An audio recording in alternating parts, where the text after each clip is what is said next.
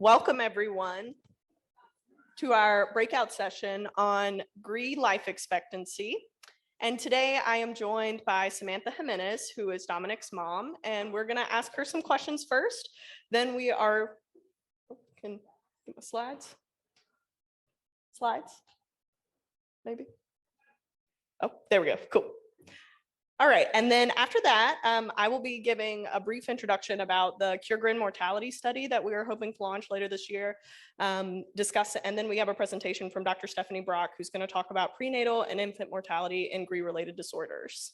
And then we're gonna have a testimony to our GRI Angels with a GRI Angels Memorial. So my first question for Samantha is, can you tell me about Dominic's life? Unfortunately, had a very difficult life. He was affected really day one.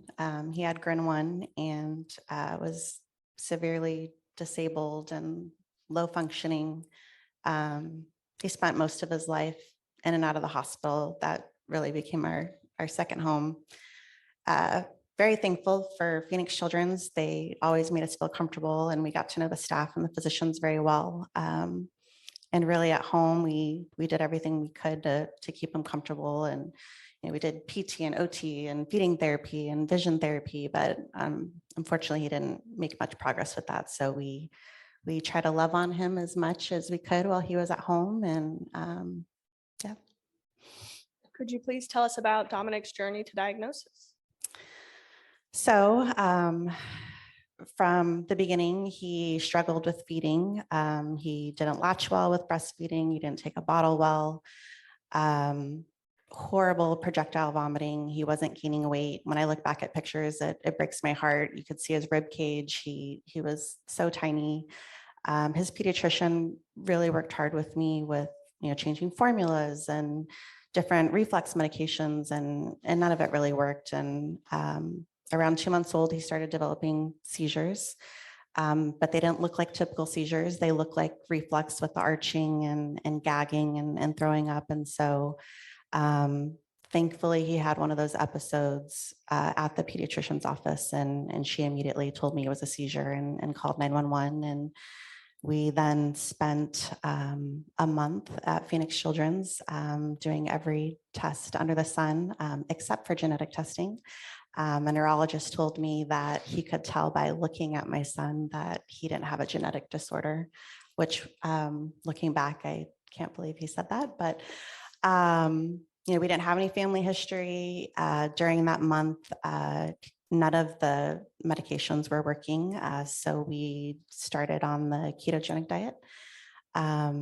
And at that visit, we met with an epileptologist who was fantastic and really took a long time to explain things to us. And he's the one that offered genetic testing. So myself and my husband and Dominic were swabbed. And that was the most painful 4 months waiting to get those results back. And when we did, there was such a relief to finally have a name to it.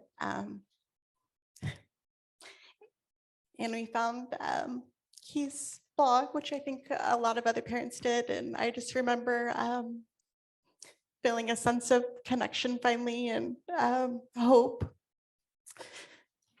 And thanks. I'm a nurse. I could tell that my son's prognosis wasn't good, but you still want to think that coming to conferences like this and meeting so many families that there's still hope for your child. So sorry, I'm off track, but so that's how he was diagnosed. We got his diagnosis at 6 months, which when I meet a lot of other families, that's very early. So I'm thankful for that, because that really did help us understand more and be better prepared for what the future was going to look like. Could you tell us about the symptoms that Dominic experienced?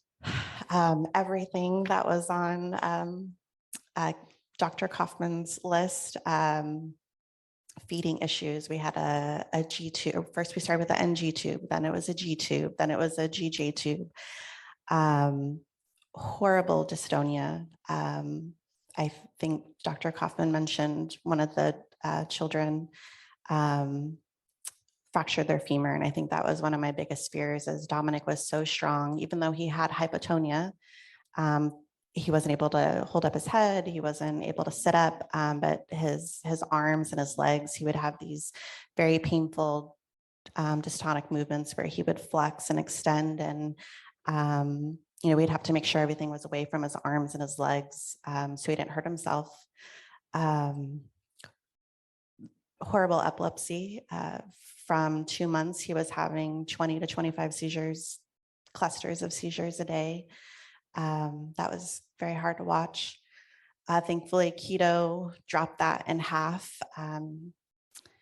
But, as a mom, you keep pushing for zero. I thought zero meant he was going to make some developmental gains. And so I really pushed hard to get a VNS, a vagus nerve stimulator, because that was the next thing. And so I harassed their corporate office. And for anyone that's familiar with that, they usually don't implant that in kids that are much older.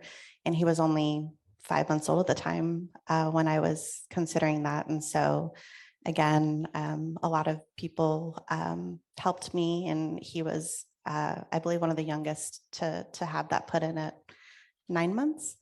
And that really reduced his seizures again. But feeding was an issue. Constipation, I know that's been a common theme here. So we did it all.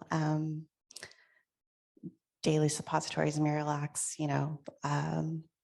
and really just irritability. He cried and screamed all the time, which was hard. You always try to, as a mom, take away their pain and not see them suffer so much. And, for his whole life, he was irritable and didn't smile much. When he did, it was gelastic seizures. So that was hard because it wasn't real. So, yeah, sorry.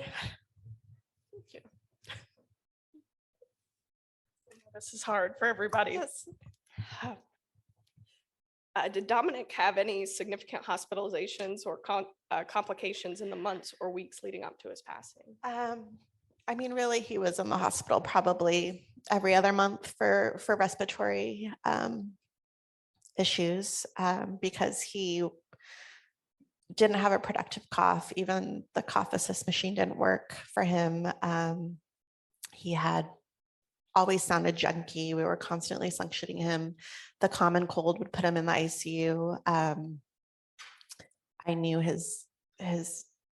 we were on borrowed time. And so once we got the functional analysis back from Emory, and I took that paperwork and went straight to our neurologist, and really begging at that point for some treatment options, even though I knew that there was no guarantee. And thankfully, Dr. Kruger, who is amazing, was on board, and we worked hard to do an intrathecal magnesium trial where they put an epidural in his spine and push magnesium to get that to his brain. And that was one of the best days of my life. It's for a very short period of time as we kept doing doses of magnesium, and they had him on an EEG and all this monitoring. There were so many people in the room, and I'm sitting there watching Dominic, and he finally turned his head to me and smiled, and he looked so calm and he wasn't tense. And it only lasted for a few minutes, but I held on to that forever. And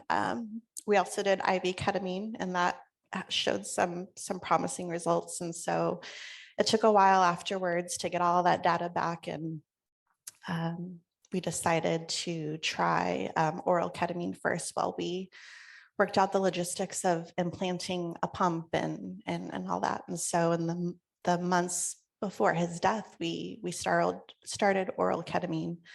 And again, I didn't know what to expect, and I knew some other children had tried it, and he was seizure free. And so I was so excited. We had never been seizure free before, but it came with horrible side effects. He Insomnia was way worse than it ever was. He'd wake up every 20 minutes screaming. His dystonia was awful, but he was seizure free. And so I had held on forever thinking seizure free meant he was going to have a better quality of life, and that wasn't true. And so, we'd have honeymoon periods for a couple of days where he was tracking better visually. He had CVI. And he seemed like he had some purposeful movement. And then, for the following week, it was horrible again. And so we kept, adjusting his dosages, but his dystonia just was not getting any better. And so I look back and think from September until December, his poor body was just so exhausted and tired from that constant dystonic movement, even though we were adjusting his dose. And I really think that played a part into his passing. Could you please tell us what Dominic's last days were like? We are fortunate to have pretty much 24-hour nursing care at home to take care of Dominic. And my little sleep angels, I don't know what I did, how we survived before them, but I remember the nurse knocking on my door early in the morning and told me I had to run in and see Dominic. And he had very labored breathing, and his sats were, high 70s, low 80s, and he sounded horrible, and he had a fever. And we took him into the ER and found out, the next day that he had rhinovirus, which is essentially a common cold. He's had it so many times before.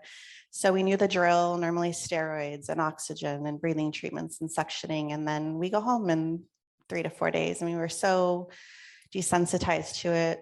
We kind of knew what to expect. And so it went just like that. And he started getting better, and we weaned down on oxygen, and he sounded better. And the doctor told me to go home and get some rest. And I never go home. I'm one of those moms that doesn't even like leaving the room. I have people, bring me food because I don't even like going to the cafeteria. But that day I took them up on their offer, and my husband stayed at the hospital. And at the time we had a 6-month-old that I wanted to see because, I'd been in the hospital for several days. And I remember the next morning getting a call from my husband that he tanked overnight, and he was on high flow oxygen now, which is such a night and day difference from the day before. And by the time I got there, he was on a CPAP and wasn't doing well. And it all just happened so fast. And they told me they were going to need to intubate him. And for me personally, I never would want to see my son that way, but you never know, when you're in the moment. But you can't judge anyone for making that decision, right? So of course, we said yes, and they intubated him. And as soon as I saw him with the tube in his mouth and on the ventilator, I knew he was gone, and he probably wasn't going to come back from that. But my husband was so optimistic, and I didn't want to take that away from him. So for 2 weeks, he was on the vent, and he's so strong. He would do really well one day and do the sprint trials and be almost completely off the ventilator. And we were talking about, discontinuing it or weaning off the next day. And then overnight, he would tank again. And so it was just cycling on and on. And then finally, my husband and I got to a point where we both made the decision that we need to take him off the ventilator and see how he does. And he passed shortly after. Could you please share with us what led you to decide to donate Dominic's brain? Everyone in this room, we've all connected, or a lot of us in this room have watched each other's kids grow up, and even though maybe this is the first time we're all seeing each other, I have a familiar story. And it hurt me and my husband every time we saw a child pass. And for those of you that know even Italia, she was so close to Dominic in so many ways. And when she passed, that I knew Dominic was next. And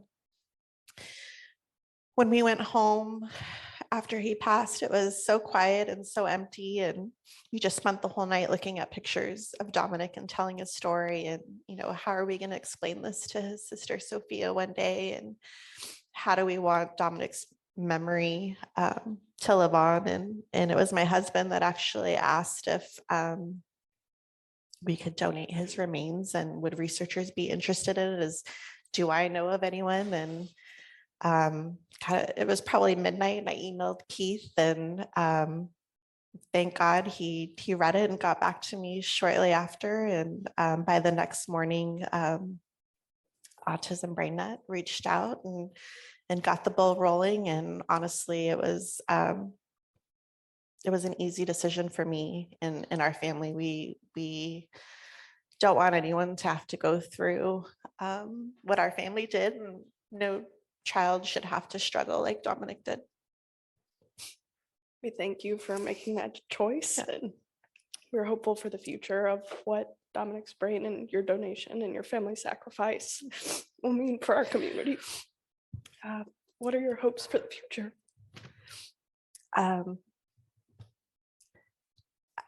I hope that Dominic's donation, we donated his brain and his spinal cord tissue, and we also had cord blood saved when I was from his delivery.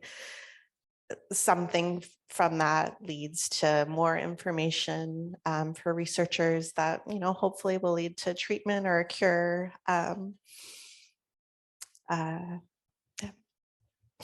Thank you so much, Samantha. Thank I know you. that was extremely hard. There's not many dry eyes left in this room.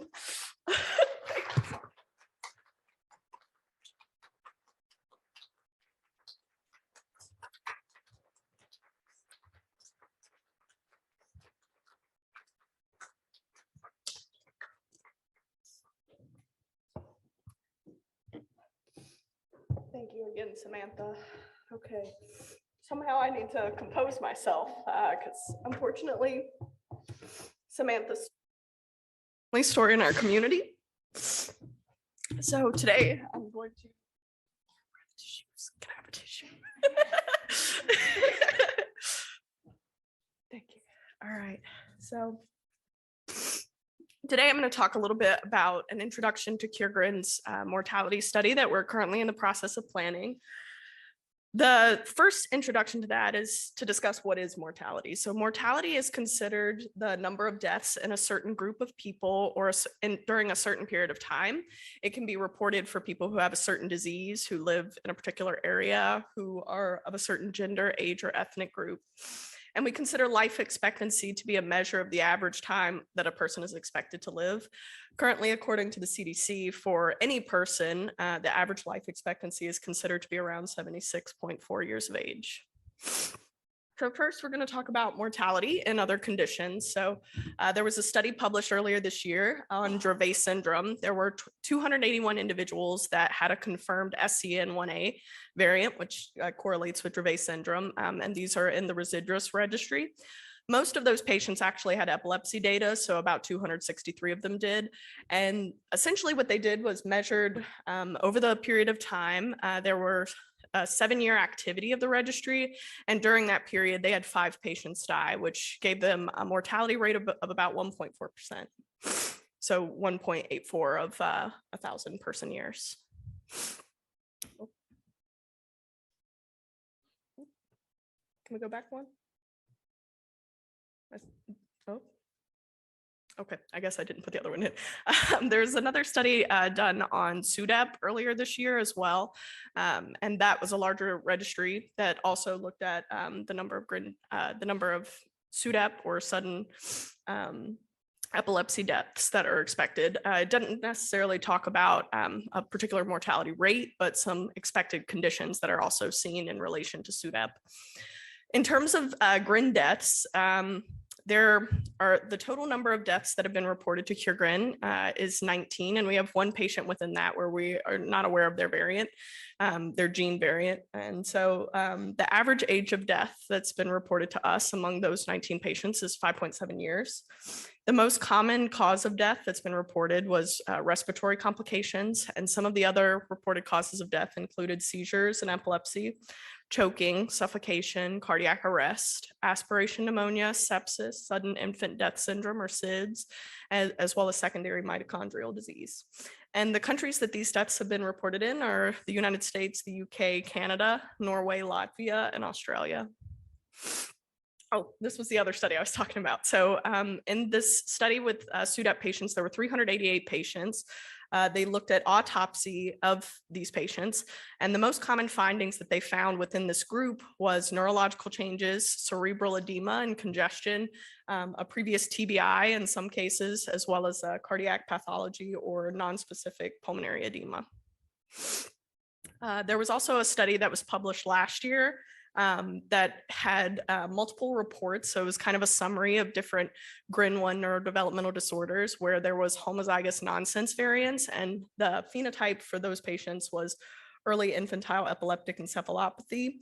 There were also reports of intractable seizures and a couple of reports of death in infancy. So this has been the only published study that I've been made aware of that reports some of these patient deaths. So to give a breakdown of the 19 patients that we've been made aware of at CureGRIN, 10 deaths of patients had variants in GRIN1. 3 of those were females, 7 were males. The age range for that group was between 1.9 years and 19.3 years. So it's a pretty wide gap there. The reported causes of death in 3 patients was respiratory complications. For 1 patient, it was choking. 1 patient, aspiration pneumonia, cardiac arrest in 1 patient as well. Sepsis for 1 patient, seizures and epilepsy for 2 patients, and 1 patient where we haven't yet been made aware of their official cause of death. And so all of these reported causes of death are from the death certificate. So that's one interesting aspect about what we're considering when it comes to our mortality study, to see if any of this can be directly linked to GRIN or GRIN-related comorbidities. So for GRIN 2A, there have been 4 deaths of patients reported, 2 females and 2 males. The age range was between 10 months and 11.5 years. For 1 patient, the reported cause of death was suffocation. For another patient, it was seizures and respiratory complications together. One of the patients passed away from sudden infant death syndrome or SIDS, and then the secondary mitochondrial disease was for 1 patient. For GRIN 2B, we know of 3 deaths, 1 female, 2 male. The age range was between 1.7 and 6.8 years. And the reported causes of death was respiratory complications for 1 patient and intestinal issues for 2 patients. And for GRIN 2D, we know of 1 death of a patient with GRIN 2D. She was a female and she passed away at age 3.5, and the reported cause of death was epilepsy. So a little bit to share about our mortality study. So CureGRIN will actually be conducting an interview study in partnership with Combined Brain. So we will be interviewing the families that have reported a death of a loved one with a GRI variant in order to better understand what related symptoms or comorbidities can result in death or early death. Are there certain types of variants? Are they gain of function or loss of function? Do those tend to increase likelihood for risk of death? Are there any variants located in a certain area of a gene to be more likely to increase risk of death? So some certain regions of the gene that we might want to look at for where variants are located. And what are the most common causes of death in our community? So we've talked about a lot of them here, but a lot of that will go into looking at the specific death records from these patients and their clinicians. And then what can we do as a patient community to raise awareness about certain symptoms or comorbidities in order to improve disease management and health outcomes? So that is what we are planning to do. In the near future, we are going through the IRB process right now, and many of the families have fortunately been excited to participate and to share their story with us, and we're very honored that they trust us with that. And this is very hard. I know it is for all of you. And it is a great honor to serve you as a research coordinator and to be involved in this study and to honor these patients who have passed away and hopefully provide hope for families for the future. So at this point, I'm going to turn it over to Dr. Brock. Thank you, everyone.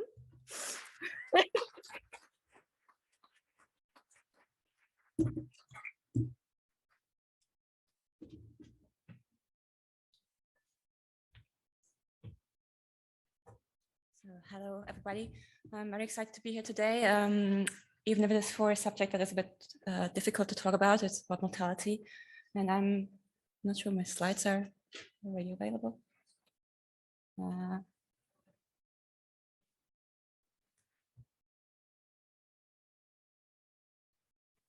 So in the meantime, I'm mainly going to talk about prenatal and infant mortality, which is a bit different from what we've just heard from Meagan.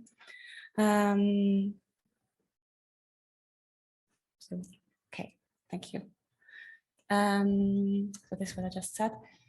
So when we just look at neurodevelopmental disorders in general, we know that the mortality risk is increased compared to the general population. And there's a recent study that showed that the standardized mortality rate is about 3 times increased to the general population. And that risk of mortality seems to be significantly higher in children that are younger. There seems to be higher mortality risk before the age of 10, and then the risk seems to sort of even out. And we see that people with intellectual disability, that about 60 years old, they have almost the same mortality risk as someone who doesn't have intellectual disability at 60 years. So there seems to be some sort of a survivor effect. There seems also to be a higher risk of mortality in children who are severely affected by intellectual disability, especially if there's additional neurological condition present, such as epilepsy, of course. And then for ID, genetic disorders seem also to be a risk factor for mortality. So children who have ID due to, for example, for perinatal complications, they have a somewhat lower risk of mortality. When we look at the leading causes of death, there is some conflicting data in the literature because the studies are not standardized. But one of the main causes, and we have just heard it from Meagan, seem to be infections such as pneumonia. Sometimes accidents are reported as well, epilepsy, and some kids also have other congenital malformations, heart defects, or something like that. And that seems to contribute to mortality.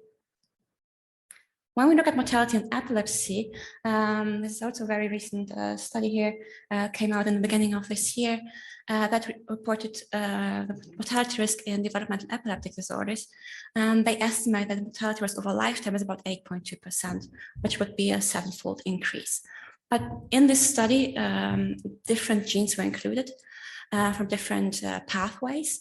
And it seems that the sodium channels, sodium channel pathways, which have mutation in the sodium channels, they have a much higher risk than any other genetic disorder to die of epilepsy. So there seems to be a difference depending on the underlying etiology. Interestingly, the study also included patients with variants in GRIN2A. There were 14 patients, and they estimate that from the data that children with the GRIN2A variant have a 14% risk of developing convulsive or non-convulsive status epilepticus over lifetime. So this puts them in what they define as a moderate risk category, which is of course a bit arbitrary because they chose to cut off, but it seems for them to be at least not negligible. Interestingly, also, this is a long-term follow-up. They 14 patients, none of them deceased over time. So when we look now a bit more in detail at prenatal diagnosis and GRIN-related disorders, this is something that is exceedingly rare. And today we only have data on GRIN1 for that in humans. And I'm from Belgium originally. So in Belgium and in most of Europe, I don't know what it's like in the US, we perform 3 major ultrasounds during pregnancy. The first one is about 11 to 14 weeks, where we confirm that there's pregnancy. We see how many fetuses there are, maybe it's twin pregnancy. And we can already detect some major malformations that are often not compatible with life. And then we perform a second ultrasound about 18 to 22 weeks, where we perform an in-depth screening for malformations. And that includes, of course, the brain. So 18 to 20 weeks, that's about 5 to 6 months, I guess. So what you can see here is that the brain surface at that time is still smooth. And only later during gestation, the brain expands in size. So the gray matter develops properly.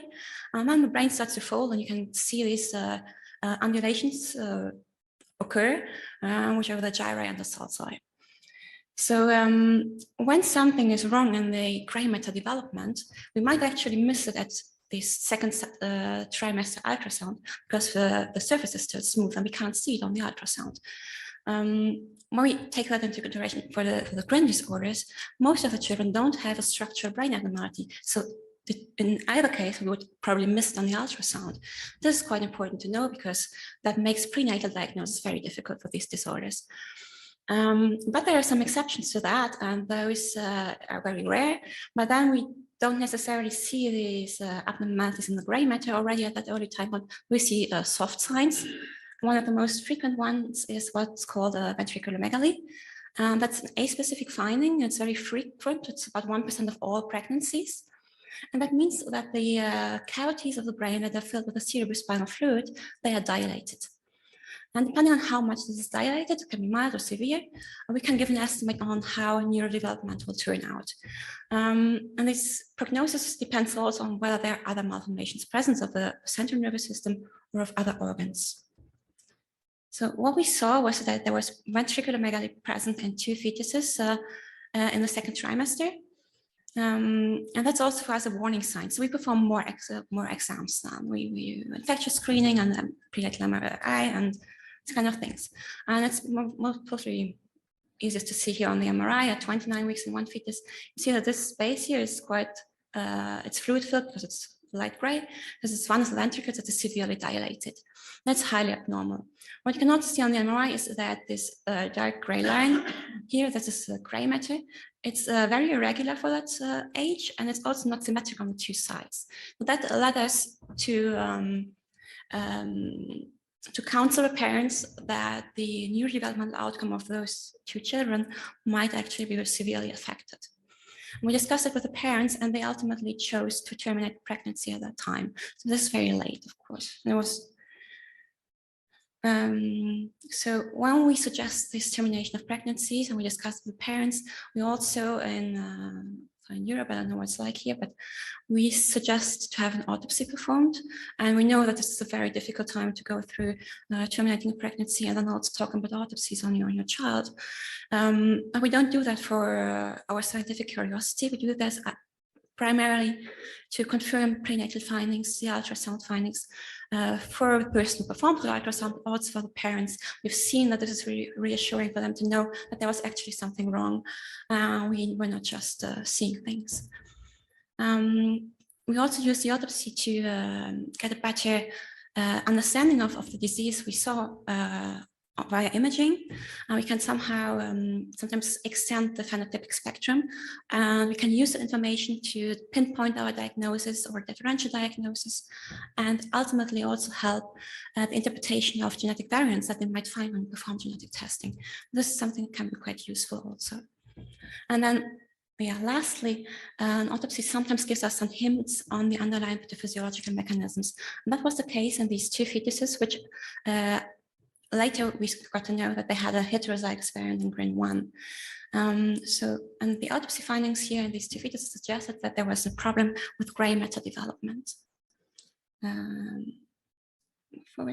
So we look at the brains macroscopically, and this is a normal control at the 25 weeks. And when we compare to the GRIN fetus, we see that the brain is already much smaller. And this is the temporal lobe, so on the side. It's also very hypoplastic. And when we look at this cleft here, it's called the Sylvian fissure. It obliterates later during gestation, and the surface expands, and then the gyri just close it. But here it's prematurely closed. So this is for us very abnormal at that time. And when we look at it on the microscope, so I'm a pathologist, so I do that a lot. So this is a normal control. This is what is the cortex, it's the region here. All the blue dots are the neurons. And from here to here, this is part of the white matter. And this is a normal version. That's quite homogeneous, it's flat. And here in this GRIN1 fetus, it's quite easy to see. You have all these undulations here in the cortex. And that's what we call a polymicrogyria. So you have both small micro gyri. So it's quite in the word how to call it. When we zoom out, so it's this lower magnification here. This is the cortex. This is the white matter, and this is a periventricular region, and that's one of the ventricles that was actually dilated. then we see again here is polymicrogyria. And what's interesting to see here is that so this is a periventricular region. That's where the stem cells of the neurons are. That's where it proliferates, and there is a pool of neurons is generated. And these neurons from here, under normal circumstances, have to migrate all the way through the white matter to the cortex, where they then form connections.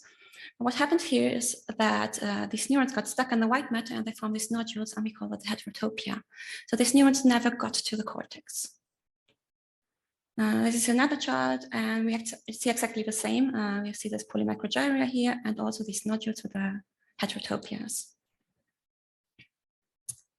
Another thing we can do is what's called immunohistochemistry, where we use antibodies against different epitopes to characterize the neurons further. And these, we can see how they're differentiated, how they are maturing. We can look at different time points. I'm not going to go into much detail here, but I made a summary. So from all the data, macroscopy, microscopy, and immunohistochemistry, we see that the three major steps of cortical development, of gray matter development, are actually affected in GRIN1 variants. And the first step is a neurogenesis. And of course, when you don't have enough neurons, your brain is smaller. That results in a microcephaly, so a small head circumference. Secondly, we have a problem in migration. We saw that with the heterotopias, these little nodules. And then quite interestingly, and I think was discussed in some other expert sessions, you see that glutaminergic neurons, they migrate radially. So along a scaffold, and they just go straight from the periventricular region to the cortex. Then we have interneurons that are GABAergic, so not glutaminergic, and they migrate in a different fashion. They have like a tangential way they follow, and they can cross barriers. So this is completely different. It's not along a scaffold. And they were also abnormally located, and this migration was completely disturbed as well. And then lastly, we saw that the organization of the cortex was abnormal, and that's what this polymicrogyria is a sign of. So coming back to the prenatal diagnosis and what actually was my topic. Why is this so rare in GRIN disorders, and especially in GRIN1 in that case?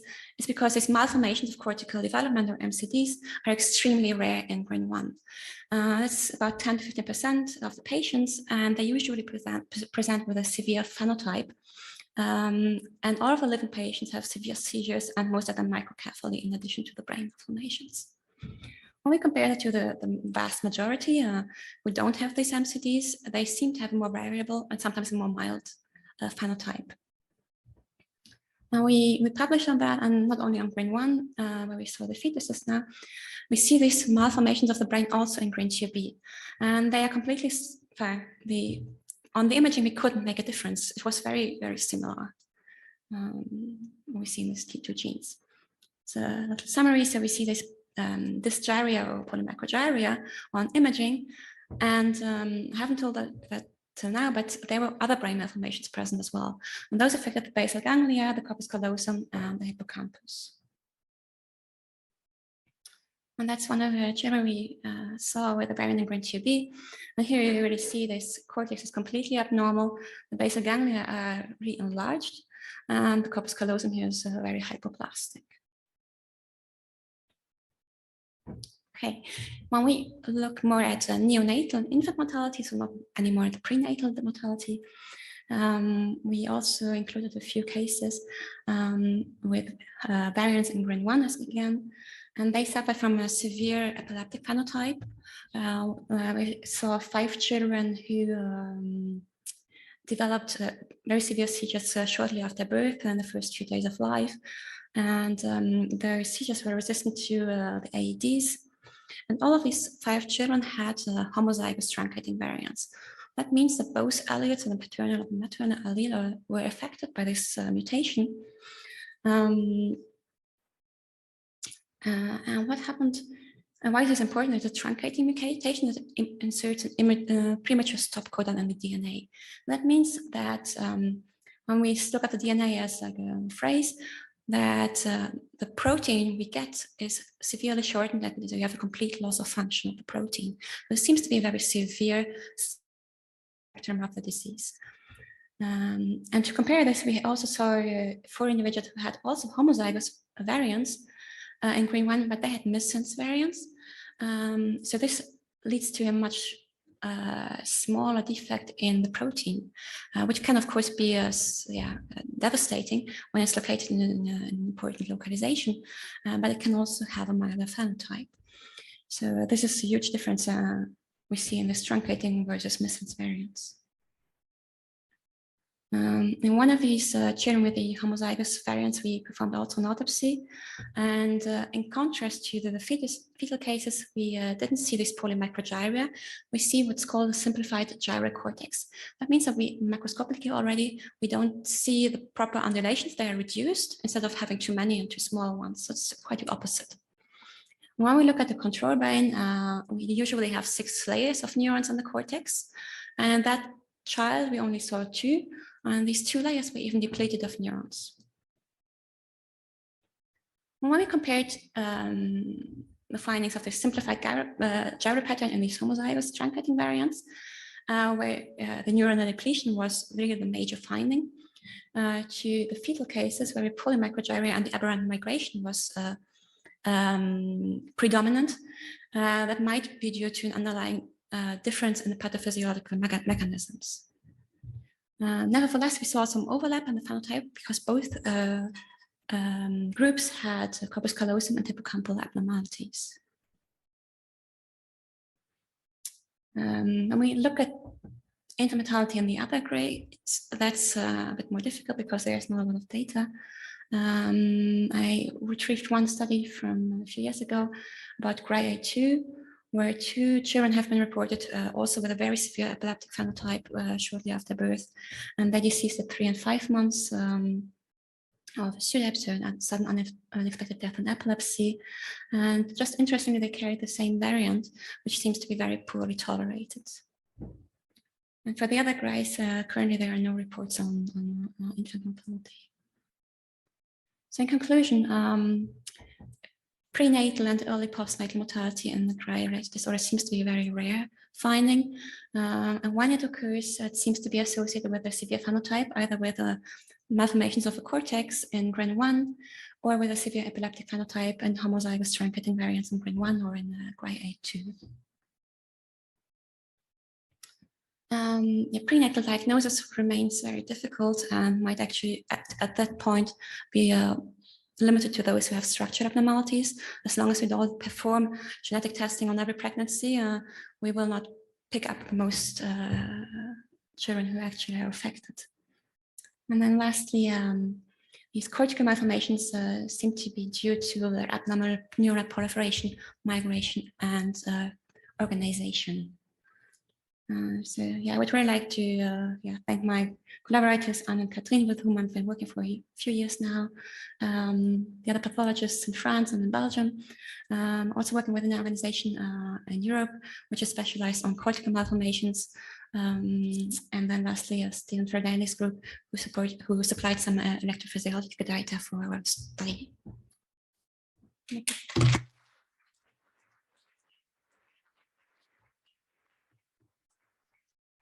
Hi, everyone. Thank you so much, Dr. Brock. We really appreciate you taking the time to walk us through that and explain a little bit of pathology to us.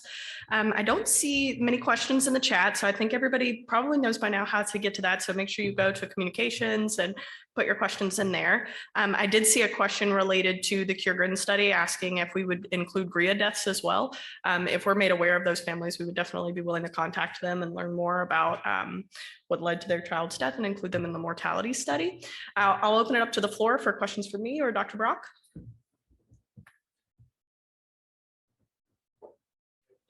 Dr. Brock, you mentioned for GRIN 2A, CSE or NCSE risk being non-negligible, and perhaps I just missed it, but what are CSE and NCSE? It's convulsive and non-convulsive status epilepticus. So there's about a 14% risk they estimate for a GRIN 2A to develop a convulsive or non-convulsive status epilepticus over lifetime for a GRIN 2A. For the other GRINs, we don't have any data at the moment for that. Okay, thank you. I was wondering, so if I understand it correctly, then depending on the variant you have, your brain is developed differently and sometimes abnormal. Mm-hmm. Do you have any mechanism how this NMDA receptor is impacting this formation of the brain and basically the position of the neurons? And that's actually a great question, because we were wondering about this. We were hypothesizing that it might be due to the neuronal depletion, especially. It might be due to an excitotoxic effect of the glutamate, of the overexpression, because the fetus cases, they had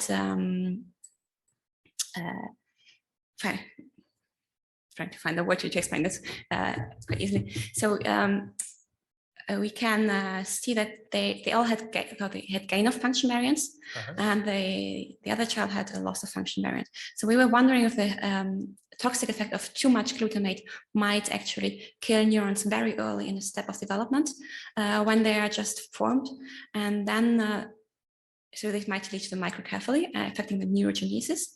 And then the second mechanism we were thinking about was that there might be a problem in the migration, because, and also in microgyria and the organization, because of a link to the vascular network. Because we know that on the blood vessels, we also have glutamate receptors, and during brain development, the vascular development parallels the neuronal migration and the neuronal development. And if one of the two goes wrong, the other one also goes wrong. We see that a lot in other disorders. For example, polymicrogyria is not purely a genetic disorder. We see that very often in children who have prenatal stroke or hemorrhage, and then in the area surrounding it, we see polymicrogyria develop. So this seems to be a link between vascular development and structural brain defects. This is one other help that we had. Okay. And what does that mean for patients? So I can imagine that if your brain is not developed the way it should, then you have little hope that medication can ever fix that. Yes. This is so these children who are affected by these structural abnormalities, they are a minority, but those might actually be those who respond less to treatment, because we have an underlying structural effect that we can't restore anymore. Once the migration and the proliferation is disrupted, this is something we can almost impossibly treat. It's something that's only in utero, and afterwards there's no regeneration. Yeah. And the last question, did you also see this back in mice? So do we know for mice which variants? I'm not aware of any studies with variants we saw in our patients that they tried to reproduce this phenotype. But we have mice models, not for GRIN, but for other genes, where we can reproduce this kind of cortical malformations, yes. Okay, and then sometimes happens, but not always. It depends on the underlying effect, yes. We can really induce the malformation just by disrupting, for microgyria, for example, by disrupting vascular genesis, and we can just pinpoint even to one zone in the brain, and then we get this polymicrogyria there, and the rest is not affected. And it's not diffuse, yes. That exists. Thanks.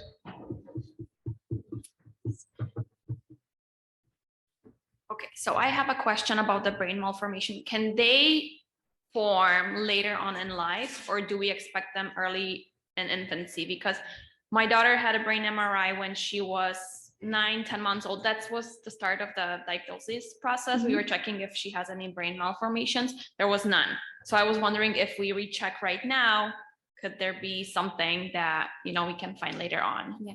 Now, this structural brain malformations, that's something congenital. This happens in utero. So this, if you have an initial MRI and it doesn't show this, then it's probably not there.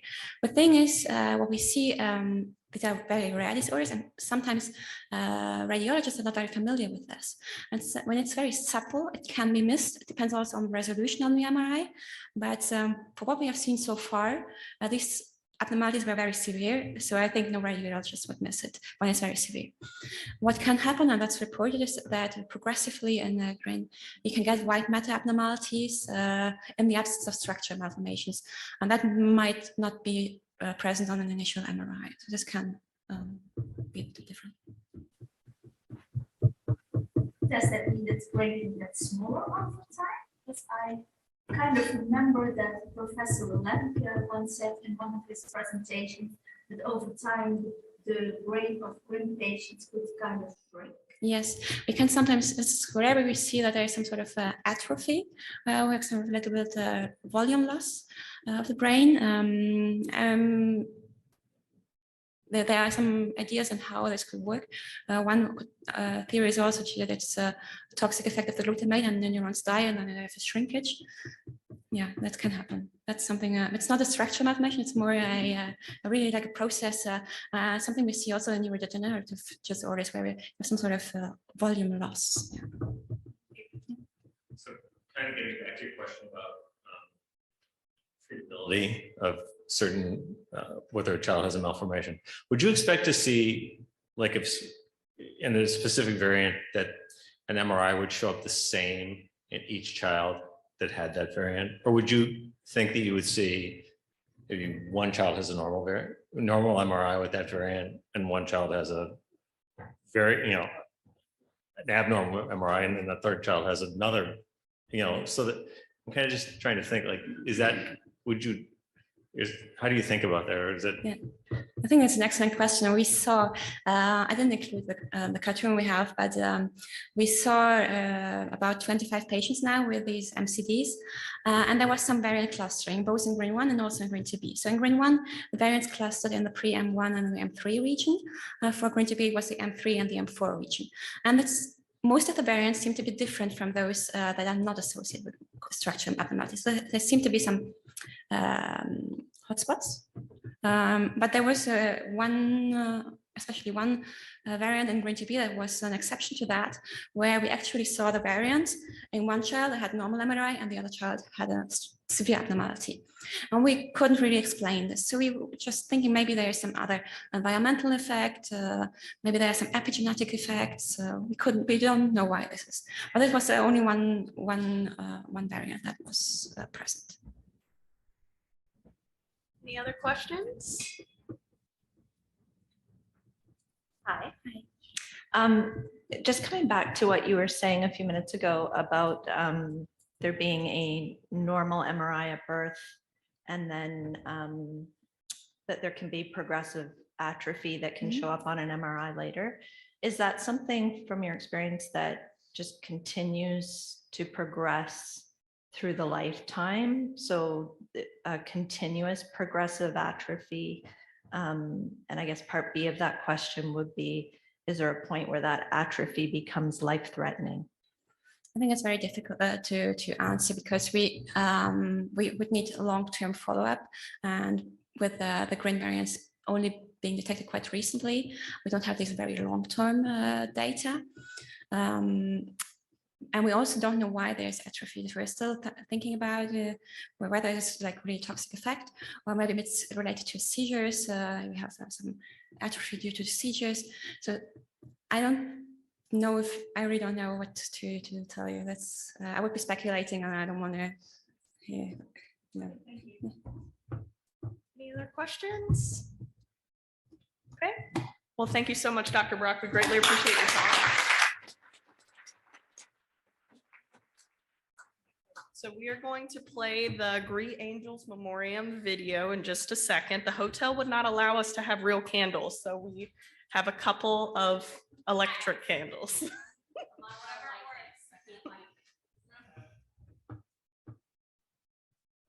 do you want to set them up here so people can see it on the video?